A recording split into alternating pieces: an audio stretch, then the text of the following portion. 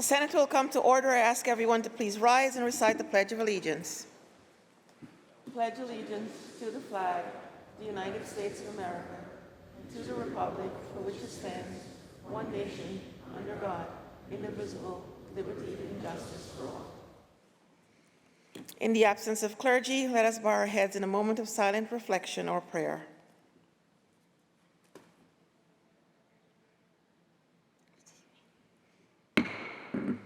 Reading of the Journal.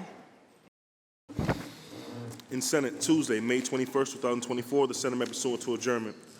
The Journal of Monday, May 20th, 2024 was read and approved. On motion, the Senate adjourned. Without objection, the Journal stands approved as read. Presentations of petitions, messages from the Assembly. Secretary will read.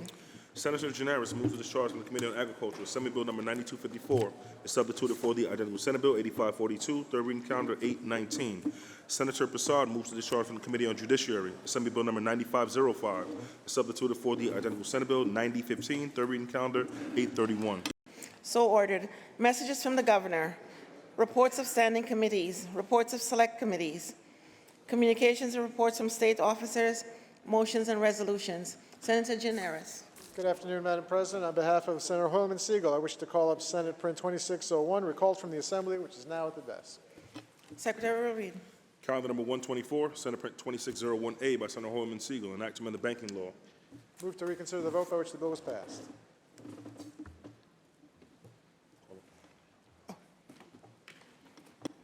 Call the roll. Adabo, Gianaris, Kruger, Ortsu, Cousins, White, ayes 52.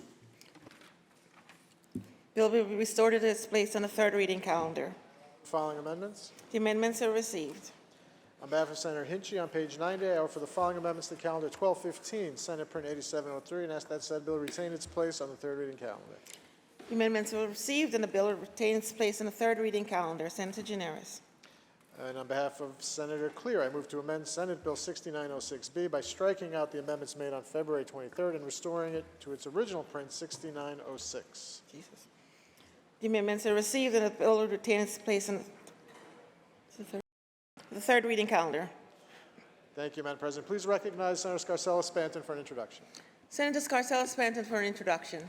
Thank you, Madam Speaker. I rise today to pay tribute to an extraordinary couple who worked tirelessly for the Albanian children and community in my district and in Senator Fernandez's district as well. Today I get the opportunity to acknowledge Jamal and Cosetta Zulo, who established AlbaLife Inc. more than 17 years ago. I recently had the opportunity to witness the dedication and passion of the AlbaLife School during their remarkable performance at their 16th anniversary of Kosovo's independence celebration, an event that I hosted right here in the state capitol. Their commitment to preserving the Albanian language and culture is truly commendable and deserving of our utmost respect and admiration. I know that they not only do work in my district, but in schools in the Bronx as well, in Senator Fernandez's district. Thank you so much to all of you at the AlbaLife Inc. team for your extraordinary contributions. Their continued efforts to uphold Albanian traditions through their teachings, alongside their hard work and dedication to excellence, is truly commendable. And I am lucky to consider you all friends. Thank you so much. To our guests, I welcome you on behalf of the Senate. We extend to you the privileges and courtesies of this House. Please rise and be recognized.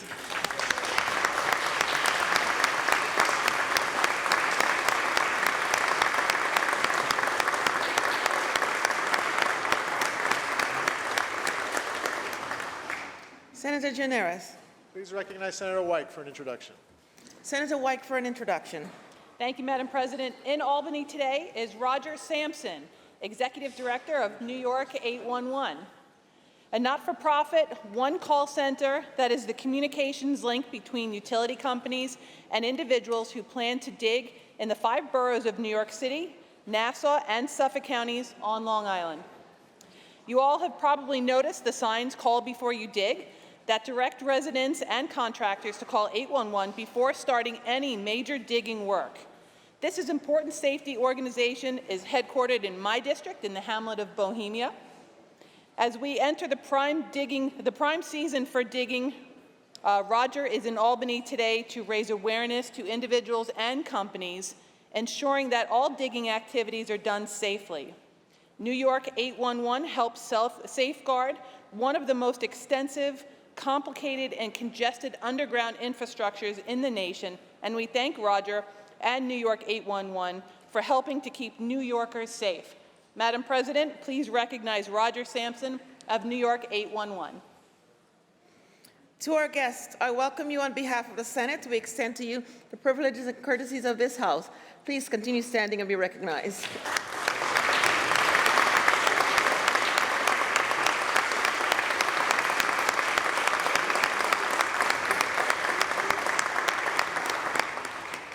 Senator Gineris. Can we now take up previously adopted Resolution 2351 by Senator Clear? Read that resolution's title and recognize Senator Clear. The Secretary will read. Resolution 2351 by Senator Clear, commemorating the 30th anniversary of Mad Wednesdays and paying tribute to its founder, Maria Davis, for her ceaseless dedication to HIV and AIDS prevention and awareness. Senator Clear on the resolution. Thank you, Madam President. It is my great honor to speak about one of the great unsung sheroes of all Harlem and New York City, Maria Davis. This resolution pays tribute to multiple aspects of the life work of Maria Davis, including the 30th anniversary of New York's longest-running showcase, Mad Wednesdays.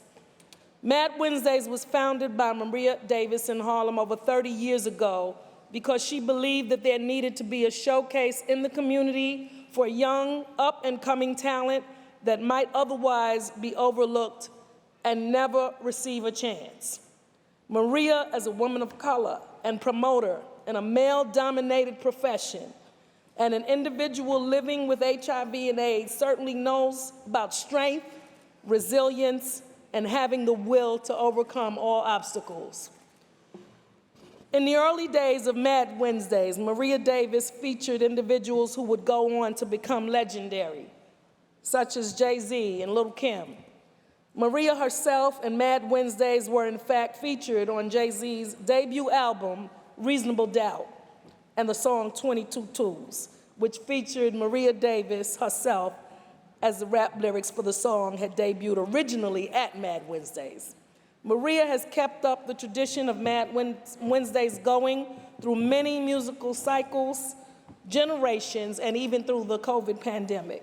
In addition to her work as a music promoter, she has been an essential figure and ambassador in our Harlem community on the issue of health wellness and HIV and AIDS treatment, prevention and awareness. So many in our community have been able to turn to Maria Davis for support, for love, acceptance, and wise counsel.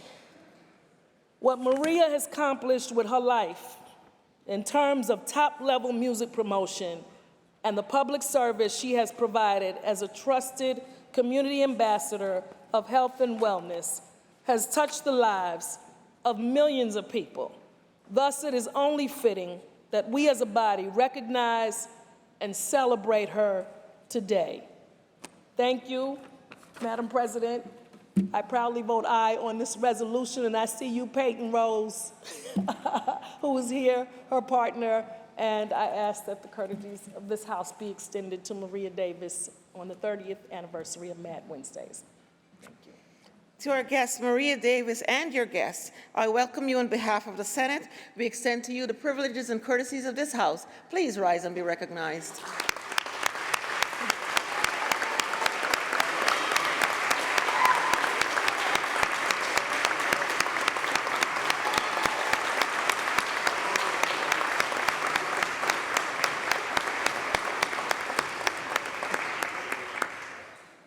Senator Gineris. Let's move on to previously adopted Resolution 2377 by Senator Martinez. Read that resolution's title and recognize Senator Martinez. The Secretary will read. Resolution 2377 by Senator Martinez, memorializing Governor Kathy Hochul to proclaim May 24, 2024 as Long Island Sound Day in the state of New York. Senator Martinez on the resolution. Good afternoon, Madam President. Thank you. Today, as we approach the unofficial start of the summer season, I rise in recognition and celebration of the Long Island Sound Day, an important commemoration of one of New York's greatest shared natural resources. The Long Island Sound, which stretches from New York City and the southern Westchester County in the west to Block Island south in the east, Long Island and Connecticut forming its respective northern and southern shores. It's a marine sound and tidal estuary where salt water from the Atlantic Ocean mixes with fresh water from inland waters. It is estimated that the Long Island Sound generates more than $9 billion annually for regional economy through commercial and recreational activities. However, the ability of the Sound to support these diverse uses depends on the quality of its water, which sustain a variety of marine life, including zooplankton. I remember this while I was in school, learning about zooplankton, bay scallops, clams, and several species of fish and birds. Its waters and coastal habitats are also home to sea turtles, multiple shark species, the American oystercatcher, our bald eagle, our falcons, and our ospreys. Due to conservation efforts, river otters and humpback whales have returned to the Long Island Sound, which at one point have been gone. These achievements highlight the success of the environmental rehabilitation efforts being led by organizations like the Long Island Sound Study, a partnership of researchers, regulators, user groups, and other concerned organizations and individuals committed to protecting and improving the health of the Sound. This treasured landmark is a destination for both residents and visitors alike, offering natural, scenic, and recreational opportunities that enhance the quality of life for our residents. By commemorating tomorrow, May 24th, as the Long Island Sound Day, we celebrate the ongoing commitment to cooperation between New York and Connecticut, as well as with our federal and local stakeholders, in protecting this beautiful coastal resource and ensuring its longevity for future generations. Madam President, thank you. Senator Martins on the resolution. Thank you, Madam President. I, too, rise, first of all, to thank Senator Martinez for introducing this resolution. I have the privilege of representing the Long Island Sound shore community from the Queens line through the Suffolk County line on the north shore of Long Island. Although we're asking the governor to memorialize May 24th as Long Island Sound Day, and we understand that our colleagues in the state of Connecticut will be doing the same thing, I think we know and they know that the Long Island Sound belongs to us in New York State. Not only those of us on Long Island, in Nassau and Suffolk counties, Madam President, but also our colleagues who represent the North Shore of Queens and the Queens community and the shore communities in Westchester and the Bronx, who also have a responsibility for the Sound. You know, over the years, our communities have not fully appreciated the fact that we are on an island. We do have shore communities and that we do fully utilize the Sound, and the Sound, as a result, fell into a little bit of neglect over the years. The nitrification of the Sound, the impact on our fish and seafood, mostly oysters and shellfish, has been, frankly, an issue that has driven our towns of North Hempstead, Oyster Bay, the city of Glen Cove, to promote the wellness of the Sound, to commit resources to doing so.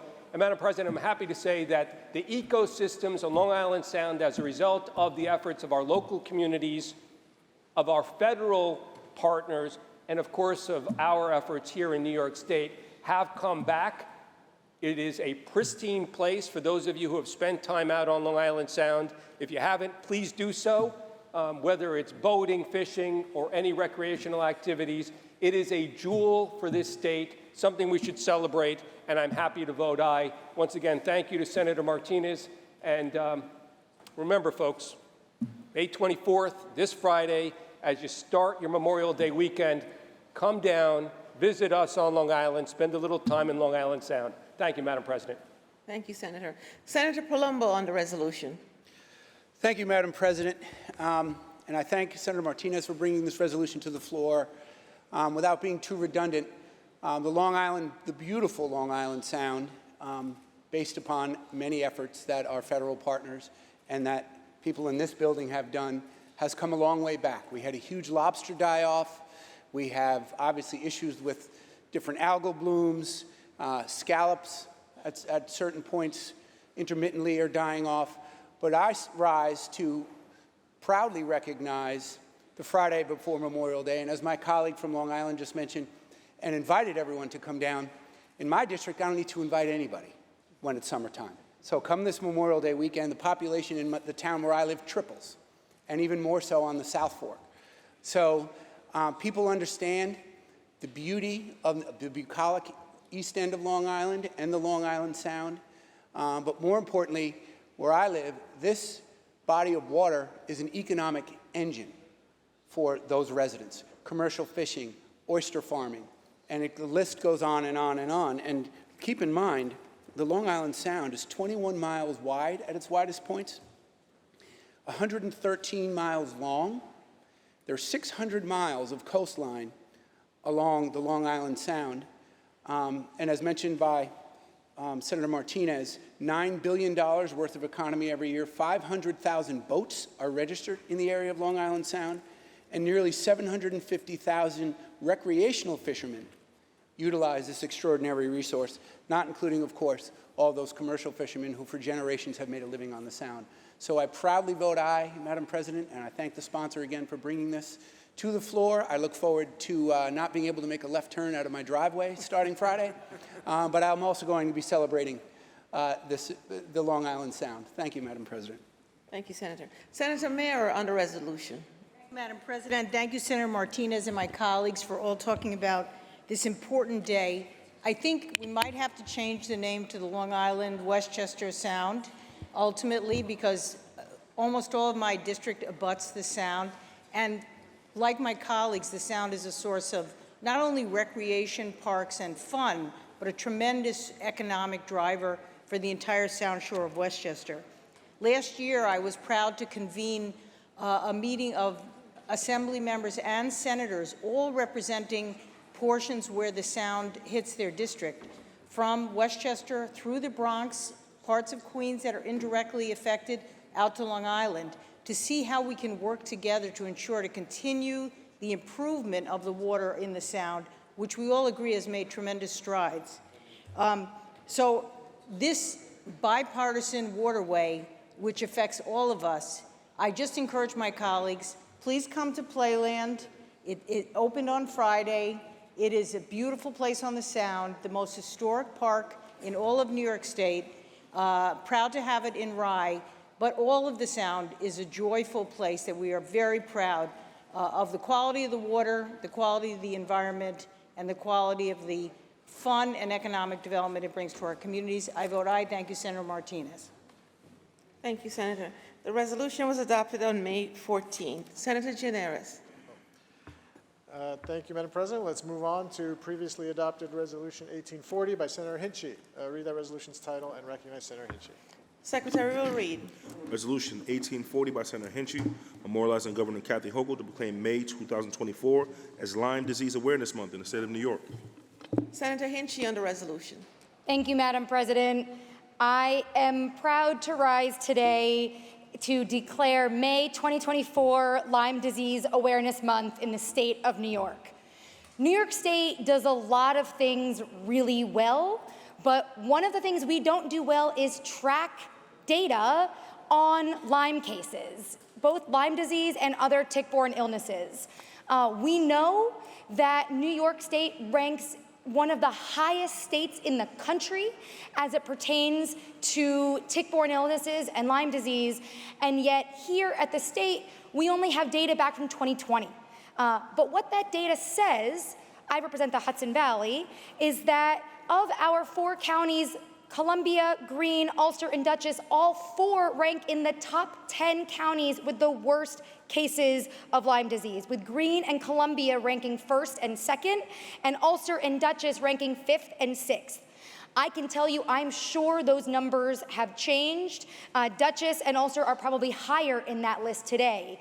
Personally, just this season alone, now that we've gotten a new puppy, we have had multiple ticks in our house that we find almost every day because the findings of ticks has increased dramatically. This is caused by weather changing, it's caused by surroundings. Ticks are coming further up north, and we have many of them, and yet there are no real research, there's no real research done in how we can combat Lyme disease and other tick-borne illnesses. Everyone in the Hudson Valley, but really probably across the state, knows someone who has been negatively impacted by a tick bite. And we have a responsibility in this state not just to do more as it pertains to research, but to raise awareness of this so that fewer people are negatively impacted. What the Awareness Month does for May is encourages people to understand what they should do should they find a tick. If you're enjoying the great outdoors, of which we are so lucky to have here in New York State, so many incredible parks and pathways and fields, so many things to do outside, but what to do when you come back home, put your clothes in a dryer immediately. Check your pets. Make sure that you're wearing light-colored clothing if you go outside. Awareness Month will make sure that we are starting to really combat the prevalence of ticks and tick-borne illnesses across the state. I'm proud to sponsor this resolution, and I vote aye. Thank you, Madam President. Thank you, Senator. Senator Mannion on the resolution. Thank you, Madam President. Thank you to Senator Hinchey for bringing this resolution to the floor. You know, I think all of us have in some way been impacted by Lyme disease. We have a family or a friend who has suffered from the symptoms of it. Often Lyme disease leaves no mark. There is no bullseye from the tick bite that occurs. It is difficult to diagnose. In fact, there is no definitive test to diagnose someone with Lyme disease. There is no vaccine for humans for Lyme disease. So the challenges are great. And also the symptoms of Lyme disease mimic many other diseases. So we have to make sure that we do things like we're doing today to shine a light on Lyme disease and other co-infectors, other viruses that are tick-borne, viruses that are tick-borne beyond the bacteria that causes Lyme disease. So I'm proud to say that near my district, Upstate Medical Center has a biovector lab which was designed just to take in ticks that were found in the region and have them tested, but they've honestly taken on detection of ticks from around the world that get sent to them. Finally, I'd just like to say that we need to remove the stigma from people who have chronic Lyme disease, which dramatically impacts their ability to thrive, their ability to work, and their ability to be as active as they once were. I thank you, Madam President, and I thank Senator Hinchey for bringing the resolution. I probably vote aye. Thank you, Senator. The resolution was adopted on February 27th. Senator Gianaris. Next up is previously adopted Resolution 2068 by Senator Rollison. Please read its title and recognize Senator Rollison. Secretary will read. Resolution 2068 by Senator Rollison, congratulating the Our Lady of Lourdes High School girls basketball team upon the occasion of capturing the 2024 New York State Public High School Athletic Association Basketball Class AAA Championship on March 17, 2024. Senator Rollison on the resolution. Thank you, Madam President. Today I was looking forward to congratulating in person Our Lady of Lourdes girls basketball team, but because of school commitments, they could not make the trip. That is more important than being up here. So I wanted to read into the record this afternoon, Madam President, about our great lady warriors from Our Lady of Lourdes High School, which is in the town of Poughkeepsie. And as it was stated, they won the Class AAA state championship held on Sunday, March 17, 2024 at Hudson Valley Community College. They had a record of 24-1, and they beat the Section 3 Liverpool High School champs in a very decisive victory with a final score of 69-54. It was their first title since 2004. And, you know, we know that athletic competition helps to enhance both the moral and physical development of young athletes. It prepares them for the future by instilling in them the importance of teamwork, encouraging a standard of healthy living, and developing a sense of fair play and competition.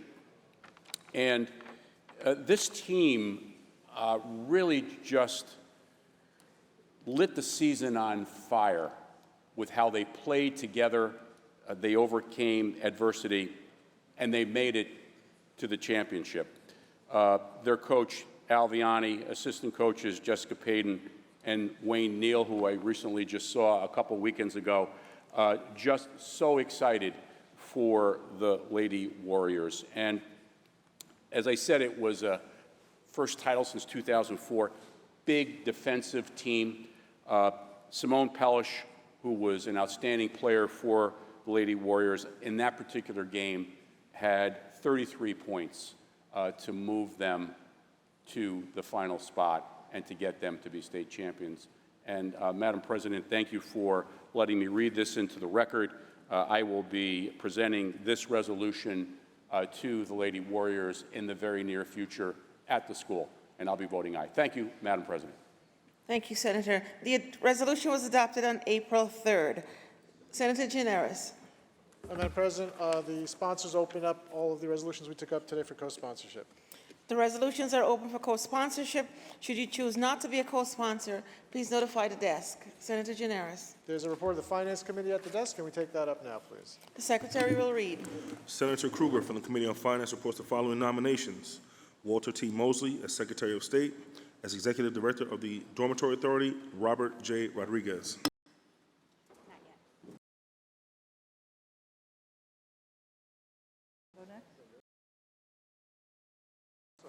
I move to accept the report of the Finance Committee and ask that you recognize Senator Krueger. No, you need to go to the Part. I'm sorry, we're going to reorder. Senator Gianaris. Senator Krueger, I apologize. I was told we are redoing the order of business. We're going to take up the calendar first, and then we'll return for the nominees. The Secretary will read. Calendar number 86, Senate Print 2862A by Senator Martinez, enactment of the real property tax law. Read the last section. Section 2, this act shall take effect immediately. Call the roll. Adabo, Gianaris Krueger, Ort, Sewell-Cuttins, White. Announce the results. Ayes 56. The bill is passed. Calendar number 148, Senate Print 1979A by Senator Clear, an act in relation to requirement the Empire State Development Corporation,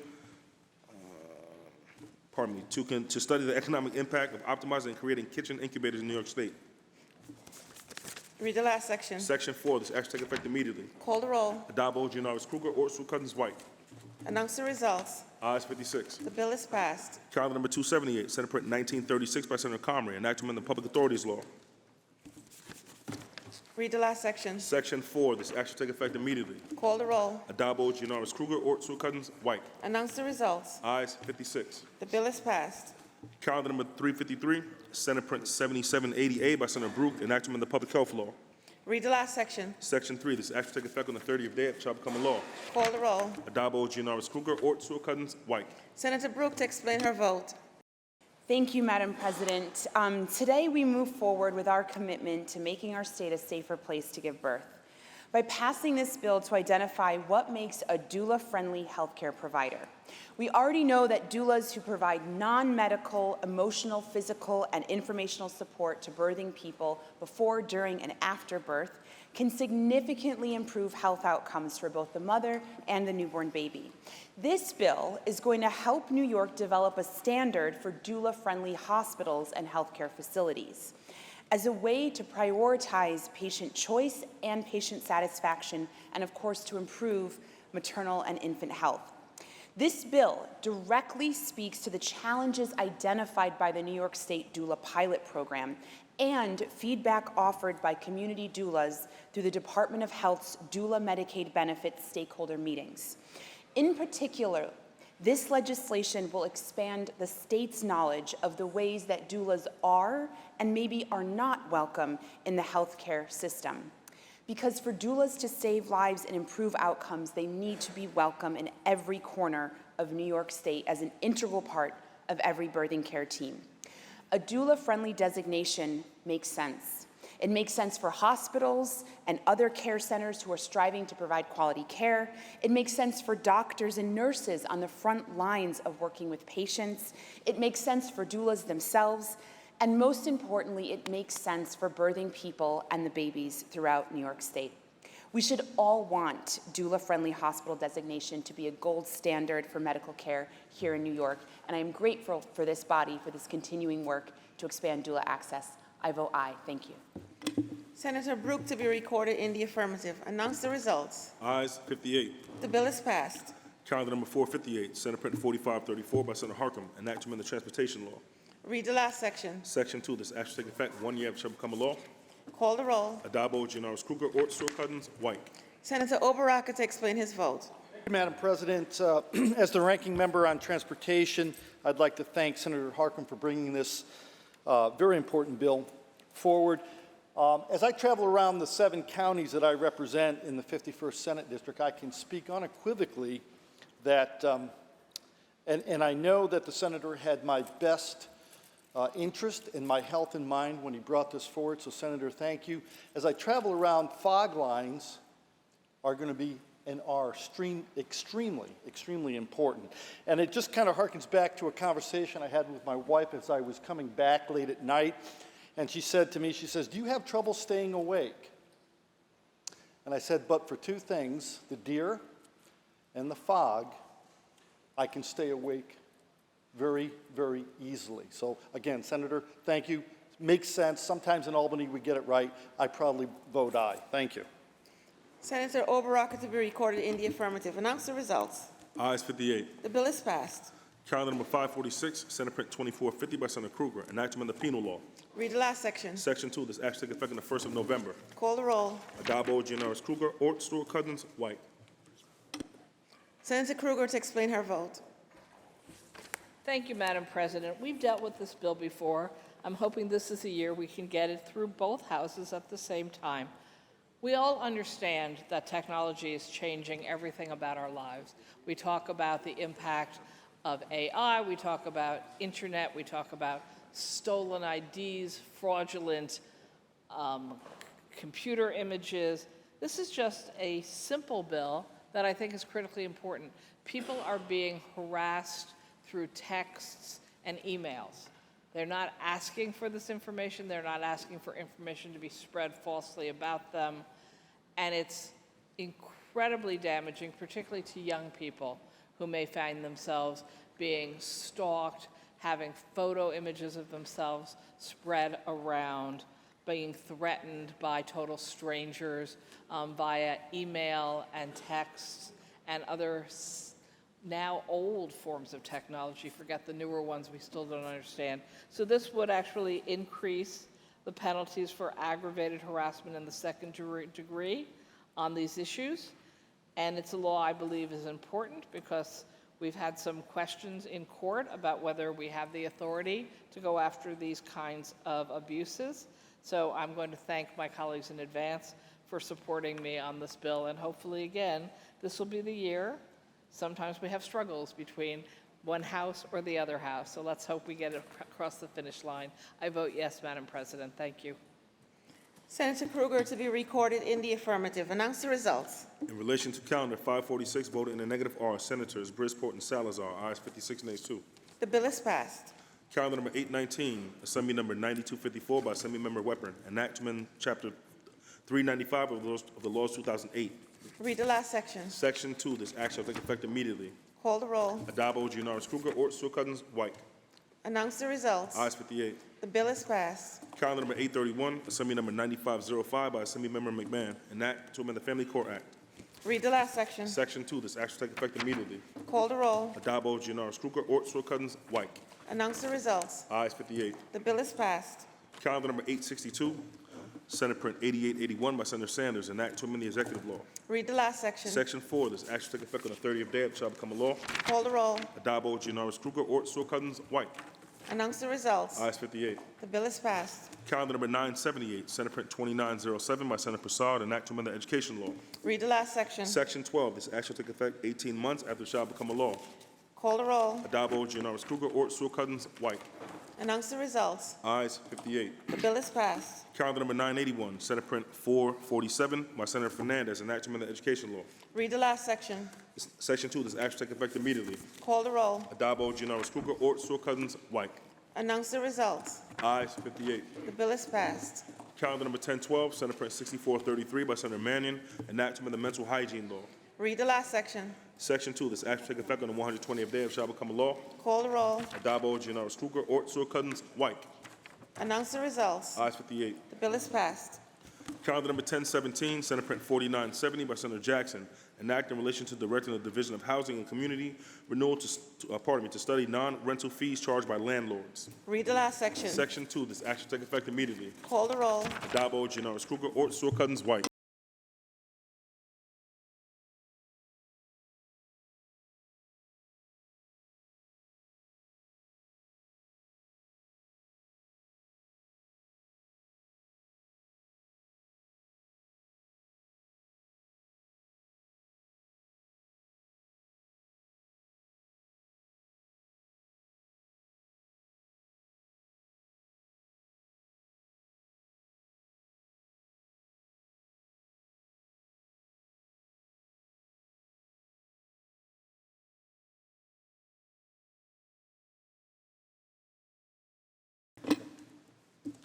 Announce the results. In relation to calendar 1017, those senators voted in the negative are Senators Ashby, Borrello, Kazari Fitzpatrick, Felder, Gallivan, Griffo, Lanza, Martins, Matera, Murray, Obracker, O'Mara, Ort, Palumbo, Rhodes, Robinson, Steck, Tedisco, and White.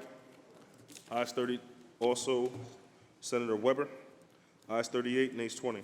The bill is passed. Calendar number 1082, Senate Print 8739 by Senator Matera, an act to amend the general business law. Read the last section. Section 3, this action take effect on the 30th day of shall become a law. Call the roll. Addabbo, Janoris Kruger, Ort, Saul Cousins, White. Announce the results. Ayes 59. The bill is passed. Calendar number 1085, Senate Print 27 by Senator Steck, concurrent resolution of the Senate and Assembly proposing an amendment to Section 1 of Article 14 of the Constitution. Read the last section. Call the roll. Call the roll. Addabbo, Janoris Kruger, Ort, Saul Cousins, White. Senator Steck to explain his vote. Thank you, Madam President. I want to thank the Chamber for their support again on this constitutional amendment. You've all heard me probably more times than you'd care to rant about the effect that prison closures have around the state, upstate in particular. I've talked several times in my community, my very large Senate district, the impact that it has that when there's no plan, the state allows it to go fallow, and it becomes a blight on the community. Inside the blue line, we have that added level of, we need a constitutional amendment to move property. And this constitutional amendment will allow that process to take place. You all know how involved the constitutional amendment is. It's very difficult. We have to pass it two different sessions. But you've always supported it. I appreciate that. We've done it every 4 years that I've been here, and I think Senator Little had it a year or two in advance of that. We're hoping that this year the Assembly passes it as well. That's the holdup. But again, this is, you know, these properties don't age well when they sit fallow like this. This will allow, the state doesn't want it, no one else wants it. It might have marketability in the private sector, but we can't sell it without this constitutional amendment. So I vote in the affirmative, and I thank you and my colleagues, Madam President. Senator Steck to be recorded in the affirmative. Announce the results. Ayes 59. The bill is passed. Calendar number 1107, Senate Print 3196 by Senator Mannion, an act to amend the mental hygiene law. Read the last section. Section 4, this act will take effect April 1st, 2025. Call the roll. Addabbo, Janoris Kruger, Ort, Saul Cousins, White. Announce the results. Ayes 59. The bill is passed. Calendar number 1108, Senate Print 3354 by Senator Skoufis, an act to amend the executive law. Read the last section. Section 3, this act will take effect immediately. Call the roll. Addabbo, Janoris Kruger, Ort, Saul Cousins, White.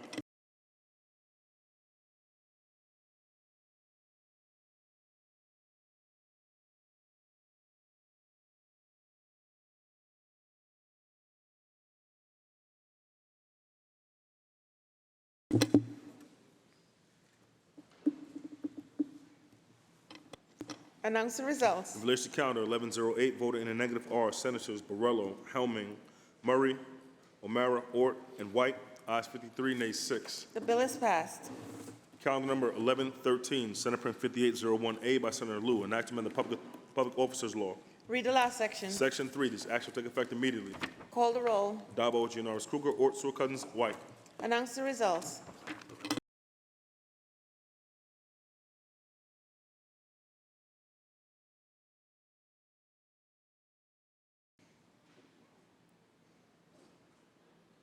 Announce the results. In relation to calendar 1113, those senators voted in the negative are Senators Borrello, Kazari Fitzpatrick, and Rhodes. Ayes 56, nays 3. The bill is passed. Calendar number 1136, Senate Print 8336 by Senator Varela, enactment of the Parks, Recreation, and Historic Preservation Law. Read the last section. Section 2, this act shall take effect immediately. Call the roll. Addabbo, Giannaris Kruger, Ort, Sewell Cousins, White.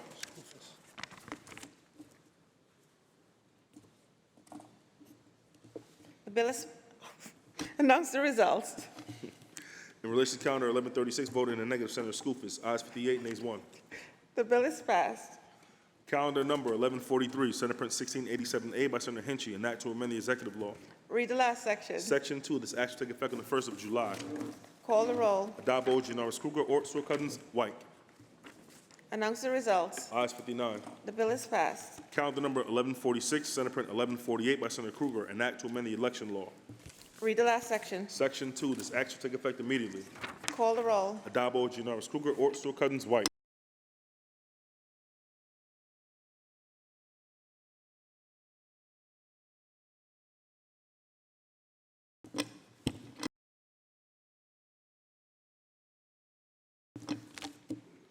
Announce the results. In relation to calendar 1146, voted in a negative are Senators Gallivan, Helming, Oberacker, and Skoufis. Ayes 55, nays 4. The bill is passed.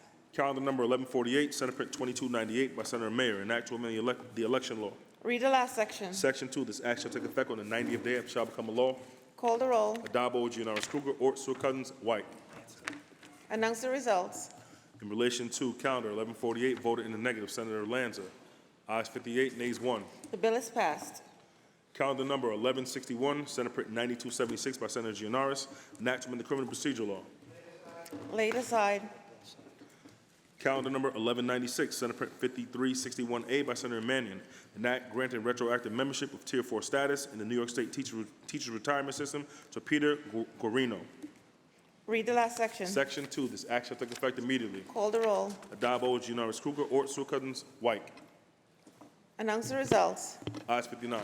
The bill is passed. Senator Giannaris, that completes the reading of today's calendar. Madam President, I believe there is still a report of the Finance Committee at the desk. Let's take that up again. The Secretary will read. Senator Kruger from the Committee on Finance reports the following nominations: Walter T. Mosley as Secretary of State, as Executive Director of the Dormitory Authority, Robert J. Rodriguez. I move to accept the report of the Finance Committee, and please recognize Senator Kruger. All those in favor of accepting the Rules Committee report signify by saying aye. Aye. Opposed, nay. The report of the Rules Committee is accepted. Senator Kruger. Thank you very much, Madam President. So we know that it's the time of year when nominees start to come to us from the governor, and we have two more important positions today that have moved through their appropriate committees. Both Walter Mosley, who's here with his wife Julie, his daughter Allison, his son Sebastian, his mother Marilyn, and his father Walter. I got it right? Excellent. And also with Robert Rodriguez, who I think is not here with family today. Thank you. So those of us who have served in the Senate, or even those of us who may have served in the Assembly earlier and then come to the Senate, can say that we know both of these men from their past public service as Assembly members. I'm not really going to speak in detail about them because we have other members who want to.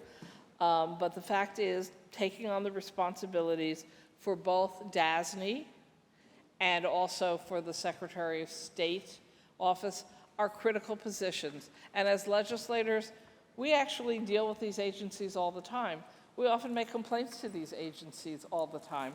And I know from knowing both of them and having spoken to them before the committee meetings and then through the interview process, that both men do understand that they are taking on positions where there are frustrations out there in the public and frustrations sometimes among legislators that we need to make sure their agencies are getting things done.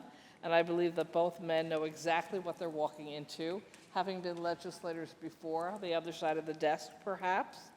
And I'm very pleased that they both want to continue in public service for the state of New York and use the skills they have already fine-tuned in their previous careers in and out of government to take on these responsibilities.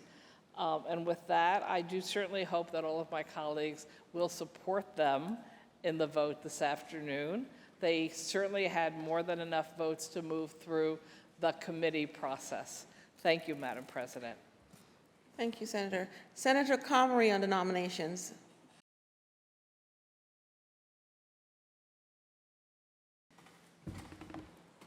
Thank you, Madam President.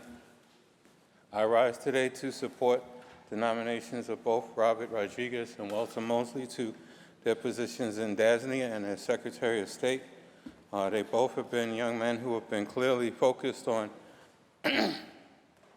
making sure that this state is a better place, doing things in their previous capacities to ensure that minority needs were focused on, that they are continuing to now serve in the positions that are very important to many of us. I still have DASNY projects that haven't been done yet, so you'll be hearing from all of us a lot. And from the secretary, for the secretary, we have a lot of projects that have been done and need to be forwarded. And I look forward to working with you, Walter. Both of you have always been great communicators, people that like to get along with people, people that understand the need to have an argument to get things done, to be ordered to find the right way to get things done. So I appreciate both of your temperaments. I appreciate your service and your continued commitment to public service. And I want to thank the governor for finding two young men that we can all work with. Thank you, Madam President. Thank you, Senator. Senator Serrano on the nominations. Thank you very much, Madam President, and I'd like to congratulate the two nominees and thank the governor for putting forth two tremendous individuals. I've had the pleasure of knowing both for many, many years, and Mr. Mosley, to you and your family, it's always been a pleasure to know you. And Robert Rodriguez, where do I begin? I could say that I've known him for 1,000 years, but then that'd make me sound really old, so I'm not going to do that. But known him for quite a while, and both came up through similar paths, both Hayesmen from Cardinal Hayes High School, different years, but did come up through that, and knew him back when he was on the community board in East Harlem, and then as an assembly member, my counterpart as state senator representing East Harlem. He was a wonderful colleague to work with, someone who cared deeply about history, who cared deeply about East Harlem and its place in the cultural fabric of the city of New York. And it was really wonderful to have had that opportunity to work with you, and your years as Secretary of State have been tremendous as well, and I congratulate you and look forward to your work in this new chapter within your life. So congratulations both. Thank you, Senator. Senator Bailey on the nominations. Thank you, Madam President. Congratulations to the nominees. It is excellent choices by the governor to nominate these two gentlemen who, quite frankly, could be doing other things. And I spoke about that in one of her other nominees. I think the bellwether test about great public servants are people who do public service because they love to do it as opposed to have to do it. Both of these gentlemen could be doing other things that are more lucrative in many other ways, but they're choosing to serve us, which is a testament to who they are and their dedication to not just their respective previous districts, but to the people of the great state of New York. I was a former staff member, and I often talk about how Shelley Mayer is one of my favorite people in the world because she treated me the same when I was a staff member as she does when I was a member, and that's the same for these two gentlemen. You can tell a lot about people, how they treat people that they don't have to treat in a certain way. And both of these gentlemen treated me with the utmost respect, regardless of what my title was or wasn't.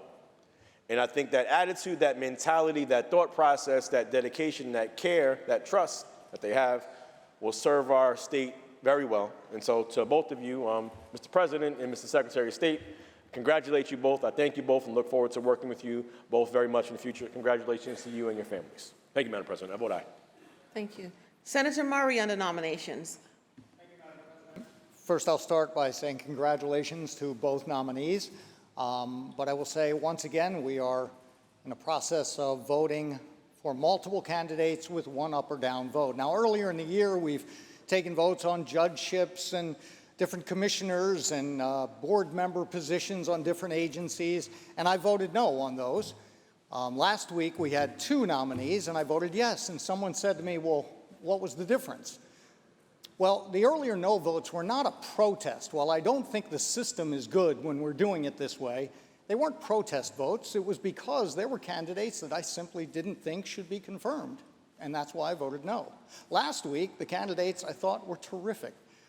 They were very good and will do a great job for New York, so I voted yes. I think that's the case this week, too. I've had the honor and privilege of working with both of these gentlemen in the Assembly. Recently, Secretary Rodriguez and I have worked together on a Living Shores project in Patchogue and started working on another project in Mastic Beach, and he's just been a pleasure to work with. I think he's going to do a great job with the Dormitory Authority. And former Assemblyman Mosley, I look forward to working with him on the floor. He was always very passionate in the Assembly, cares about public service. I think he is the perfect choice for this position, and I hope and look forward to working with him, too, on this project in Mastic Beach. But both of these gentlemen are great. They will be they will do a great job for the state of New York and the people of New York, and so I'm pleased to vote aye to both. Thank you. Thank you, Senator. Senator Mayer on the nominations. Thank you, Madam President. I also rise, like so many of my colleagues, to support both of these nominees, both of whom I have known since we served together in the Assembly. Robert Rodriguez I knew before he was a community activist, which always gets high marks around here before you get into public service. I would like to say that with both nominees, I have personally raised the need for the people who hold these positions to be extremely responsive to everyone in this chamber and in the Assembly. We all really need their help. My experience with Robert Rodriguez as Secretary of State is that he's jumped in to help me on issues of hearing aids. People don't realize what the Secretary of State's office does on issues of coastal management. There's a range of issues, and I look forward to working with Walter Mosley in his equally a vibrant and strong way, and I have his assurance that he will be as responsive to the needs of us as individual members. And I would say the same for DASNY. We need a president of DASNY who responds to us, who knows that we come in the best of goodwill to try to resolve problems. And with both of these men, I'm very confident they will do these jobs in the way that makes the state proud and is responsive to the needs of our constituents. So I proudly vote aye on both. Thank you, Mr. President. Thank you, Senator. Senator Ryan on the nominations. Madam President, it's my pleasure to rise and support these 2 wonderful nominees who are committed and dedicated public servants, and I know they're going to do a great job. Thank you, Robert, for the work that you have done traveling the state, really helping to upgrade the Department of State, and I know you're going to do a great job at DASNY, and to Walter and Julie and to the rest of your family. What a great honor to be nominated by the governor for this position. And I'll say one thing I know for sure, is good things come out of the New York State Assembly. I vote aye. Senator Lieu on the nominations. Madam President, thank you for recognizing me. I very rarely speak about the people we're about to confirm. I can say that Walter Mosley, he's all right. And Robert Rodriguez, he's all right too. And with that, maybe I'll just say just a little bit more. I want to say that Walter is the proud son of a fiery leader in Brooklyn, Marilyn Mosley. She should be super proud. And he's also the proud father of an Asian American daughter. And I've known Walter for many, many years. He's going to do us proud as Secretary of State. And Robert Rodriguez, a lot's been said about him already. Just don't forget, Old Timers Day, 111th Street, stickball. Maybe you want to come a little early to get some practice swings in. Thank you, Madam President. Thank you, Senator. Call the roll on the nominations. Adabo, Janoris Kruger, Ort, Sue Cousins White. Ayes 59. Excuse me. Just Ort.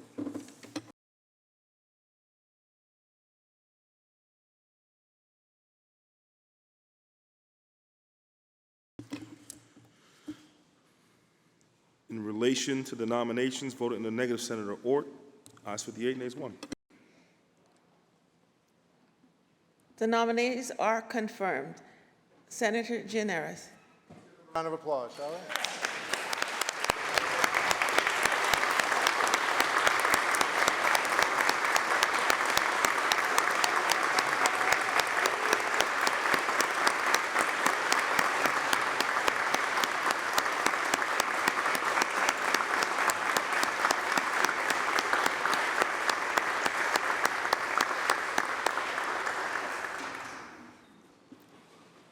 Senator Gianaris.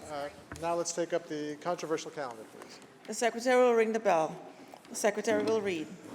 Calendar number 1161, Senate Print 9276 by Senator Gianaris, an act to amend the criminal procedure law. Senator Lanza, why do you rise? Excuse me.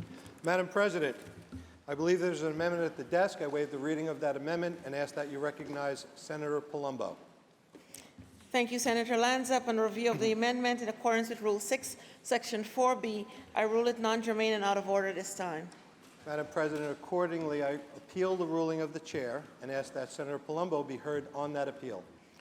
The appeal has been made and recognized, and Senator Palumbo may be heard. Senator Palumbo. Thank you, Madam President. So in the past few weeks, we've seen some decisions from the Court of Appeals, one, of course, in particular, that has turned the rules of evidence on its head. And I can say, with respect to the bill in chief, this is something that was clearly done in response to the Harvey Weinstein decision. And the intent of this bill, myself, and I think I speak for my conference, unequivocally is supported by our conference. And now, the reason why we have a hostile amendment on this bill is to strike and replace simply based upon the language of that bill. And we have to get into this a little deeper to understand the nuance of this, because the decision was based upon admission of prior bad acts under a case from 1901 called People versus Molyneux.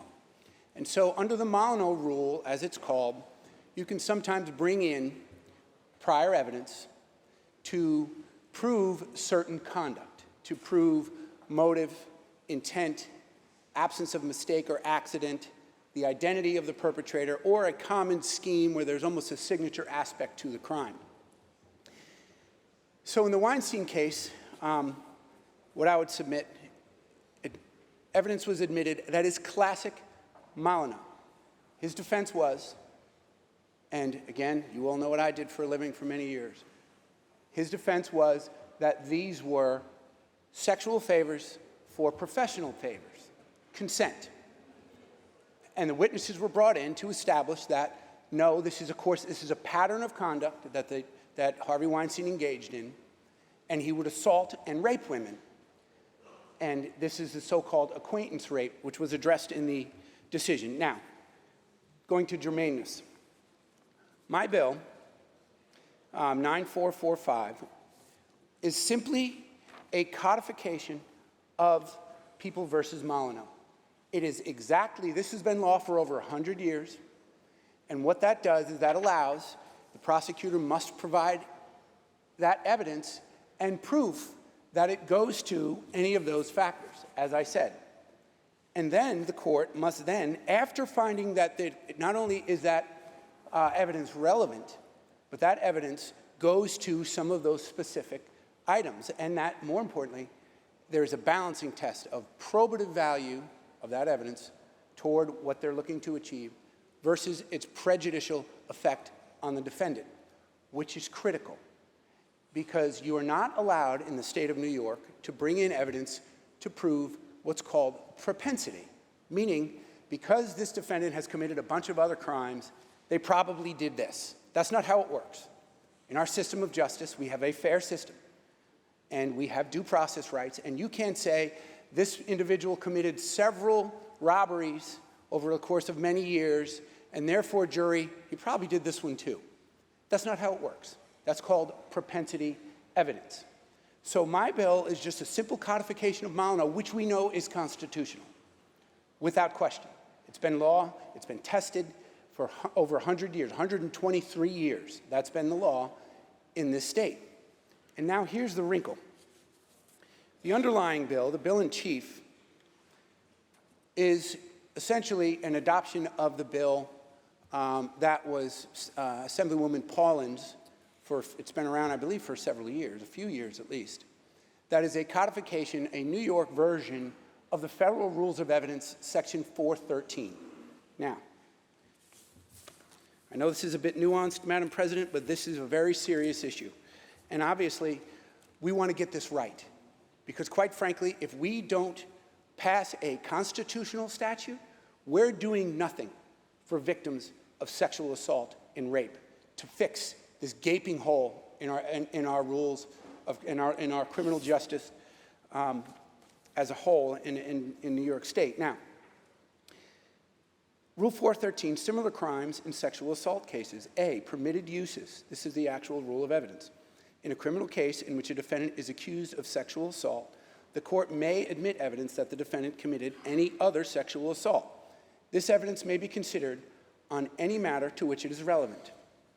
That's the federal rule. The bill in chief actually says, and this is at line 7, section 1, such evidence may be considered on any matter which it is relevant, including to prove that the defendant acted in conformity therewith, which I believe, in my humble opinion, is okay, or had a propensity to engage in similar wrongful acts. Nowhere in that federal rule is the word propensity in the statute. In fact, we've had a little bit of interaction with on social media and in the media. And just this morning, I was reading that a law school professor at Albany Law, Professor Vin Bonventure, agreed that there were constitutional challenges that would likely be met with this new statute. And I quote, "We're going to tell you about the evidence that he's committed this before, as I just explained. That's so terribly unfair," Bonventure said. "I think the Court of Appeals would, and I think it should, throw that out as a matter of basic, fundamental constitutional fairness." So, Madam President, the reason why this is not only germane, it's essentially the exact same rule that we're looking to implement into law. But I would suggest to yourself and my colleagues that my version is unequivocally constitutional. We know that for a fact. This one may not be.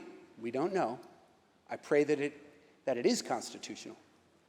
But in the event that it is not, as I mentioned earlier, we will be doing nothing to protect those victims that we're all seeking to protect with this actual bill right now.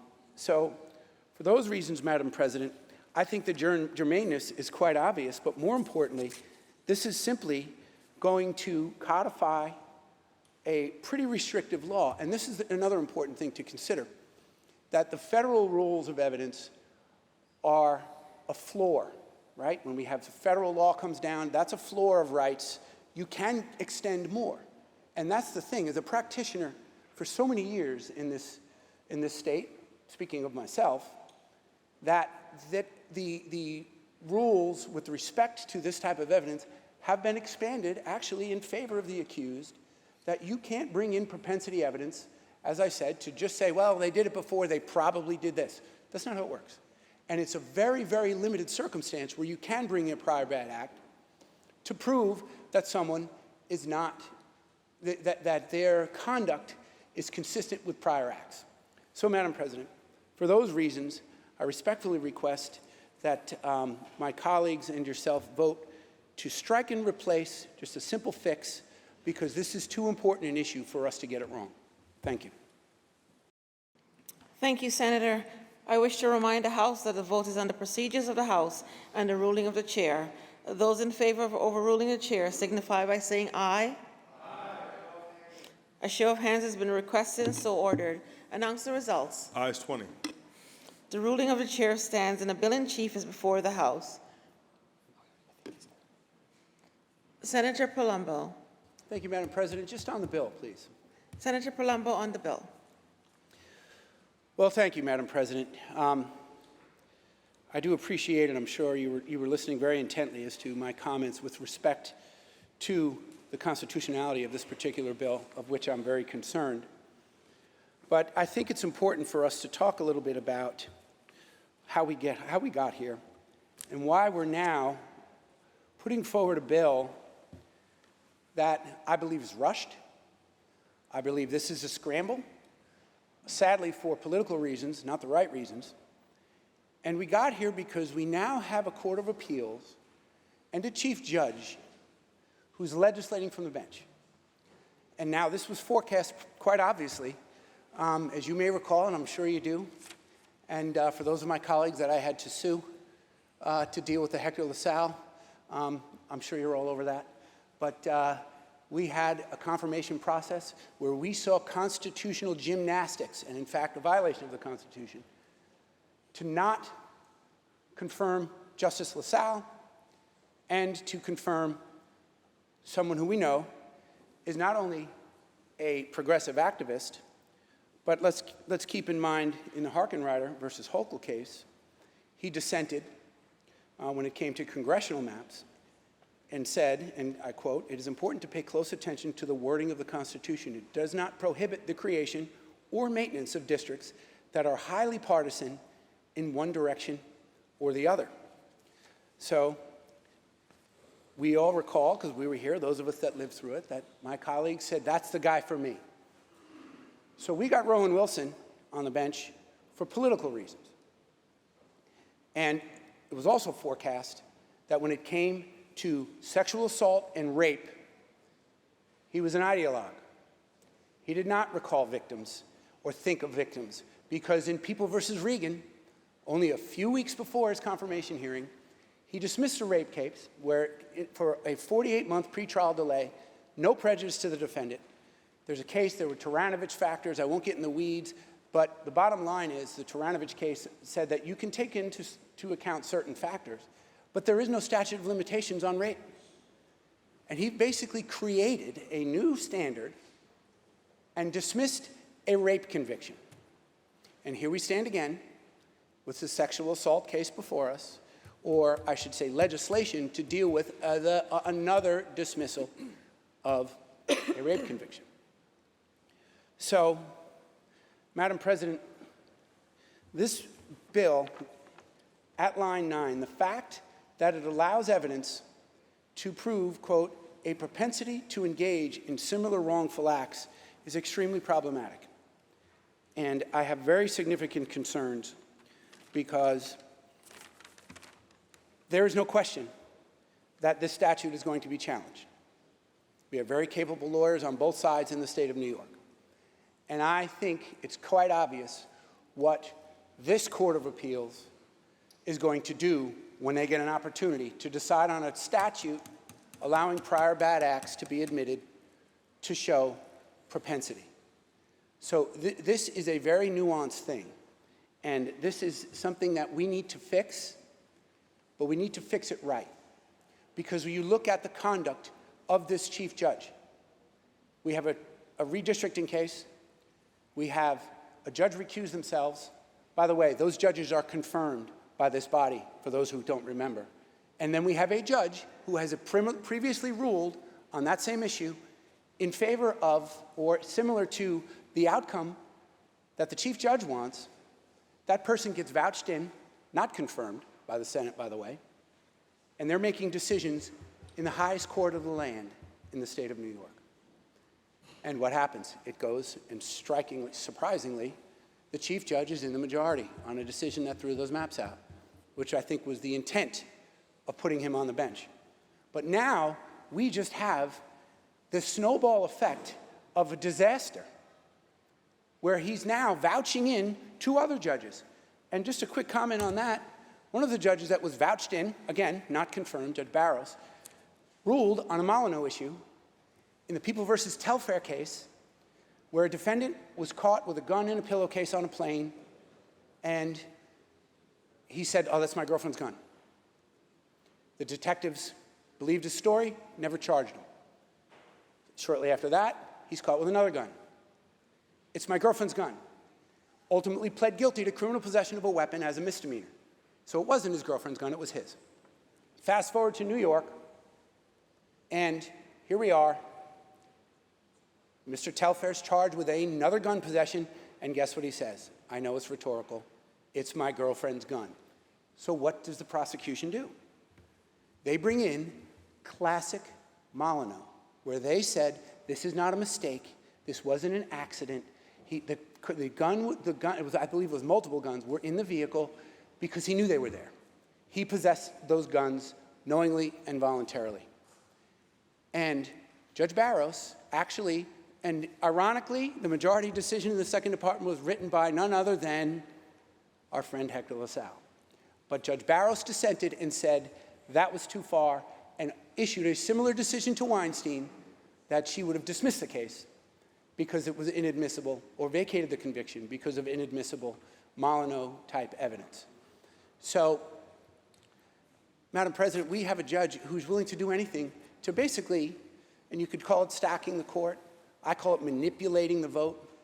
He's got an idea in his head as how he wants an outcome to end up, and then cherry picks around the state different judges that will agree with him.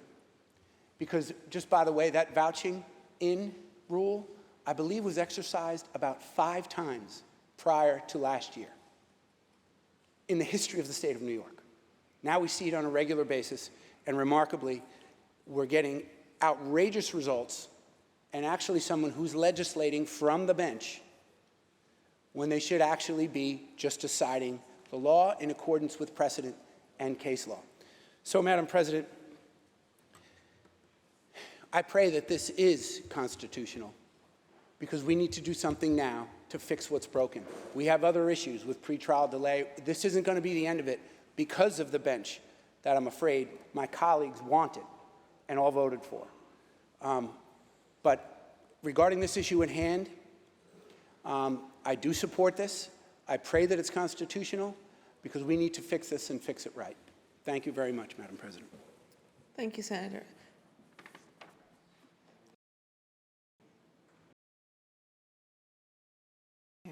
Are there any other senators wishing to be heard? Senator Martins. Are there any other senators wishing to be heard? Seeing and hearing none, debate is closed. Senator Gineris?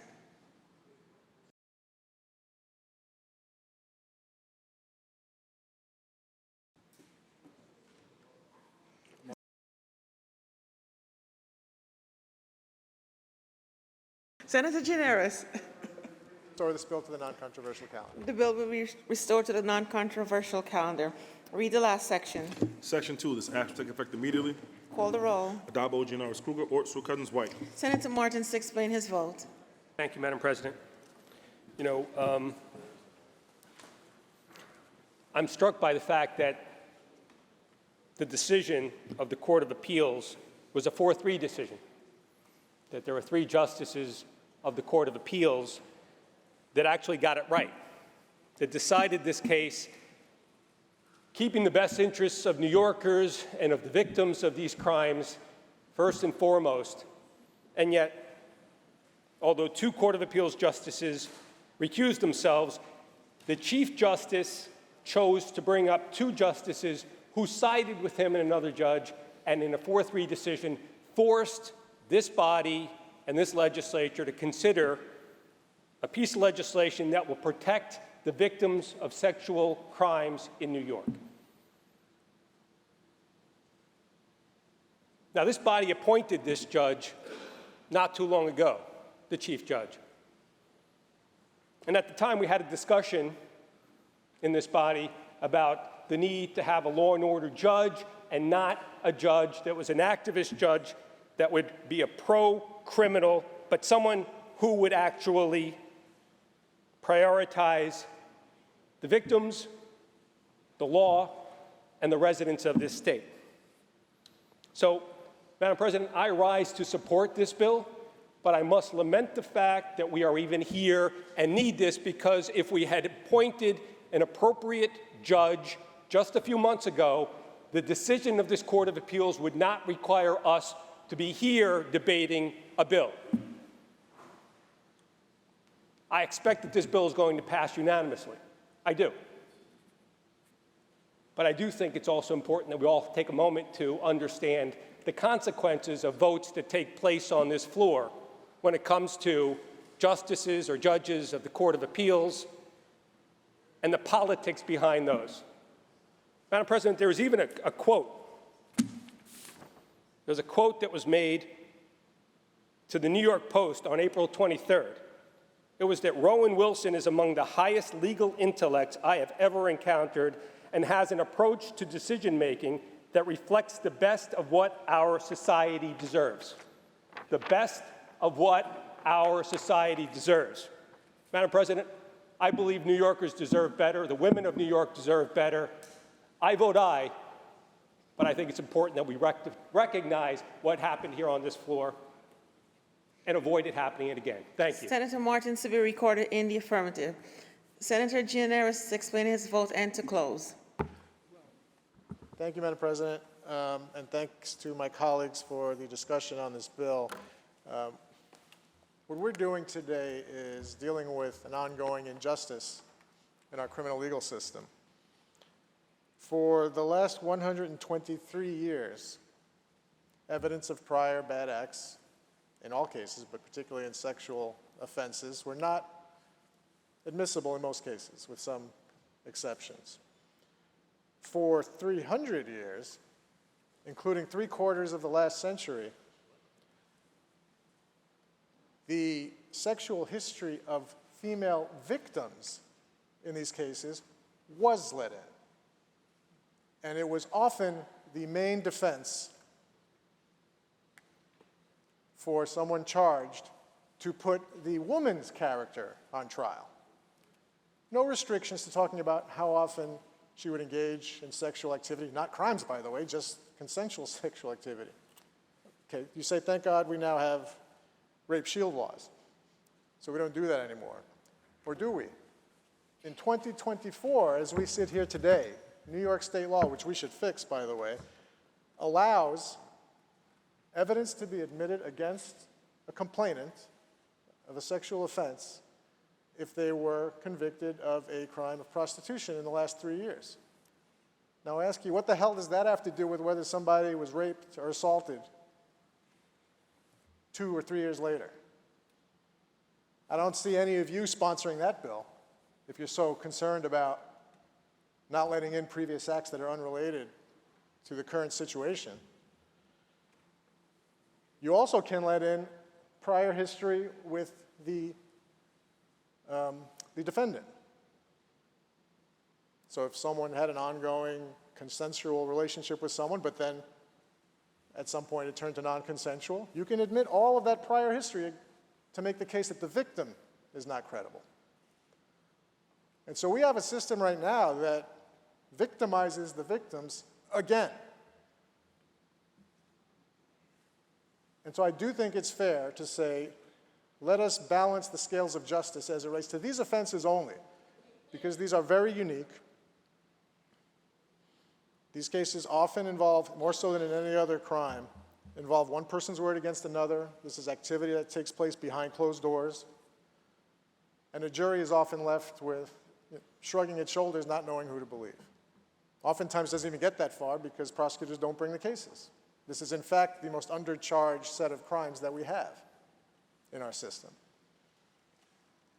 And so I do think the same way the federal government and 16 other states have been doing for about 3 decades in this country, we can say, for this specific set of crimes, it is illustrative to the jury who to believe in a situation like that where you don't have much more evidence about consent.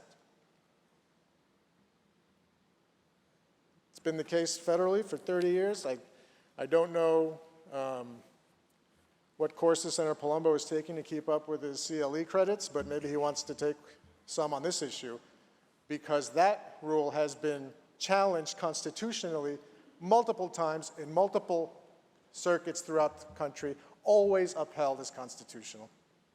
And in fact, those decisions use the very word propensity to describe what the federal rule allows. The key in those cases is that there is language that allows a judge to weigh the probative value versus the prejudicial effect. and to reject the evidence if the prejudice outweighs the probative value. That is exactly the language we have in this bill. The last thing I would say, because my political colleagues across the aisle decided to try and turn this into a discussion that we had months ago about our Court of Appeals. To be clear, the Court of Appeals interpreted the law as it exists. You may not like the law as it exists. I apparently don't, because I'm putting this bill forward to change the law. We never had a statute on this question in New York. This has all been based on case law that flowed from a 123-year-old case. And so what we're doing now is giving some clarity statutorily as to what we want to allow and what we don't want to allow in these cases in New York. So let's not sit there and try and bring up old grudges on this, because in fact, the bill and the hostile amendment that was proposed by the other side is exactly the standard that exists now. All Senator Palumbo did was take the Molyneux standard that this case law has been talking about for 123 years and put it on a piece of paper and put it forward as a bill. It would change absolutely nothing. And so if a court finds that the current state of common law required this outcome, they would exactly find the same outcome if this bill were to be enacted. So let's for once try and focus on the right priorities. For me, that is making sure that victims of sexual assault and sexual offenses in our state are treated respectfully, get to tell their stories, and we balance the scales of justice as it relates to these cases in New York. Thank you, Madam President. I vote yes. Senator Gineris to be recorded in the affirmative. Announce the results. In relation to calendar 1161, those senators voted in the negative are Senators Brisport, Gonzalez, Rivera, and Salazar. Ayes 55, nays 4. The bill is passed. Senator Gineris, that completes the reading of today's calendar. Thank you, Madam President. Returning to motions for a moment, on behalf of Senator Sanders, on page 46, I offer the following amendments to Calendar 577, Senate 1731C, and ask that said bill retain its place on the third reading calendar. The amendments are received and the bill will retain its place in the third reading calendar. Is there any further business at the desk? There is no further business at the desk. I move to adjourn until tomorrow, Thursday, May 23rd at 11 a.m. On motion, the Senate stands adjourned until Thursday, May 23rd at 11 a.m.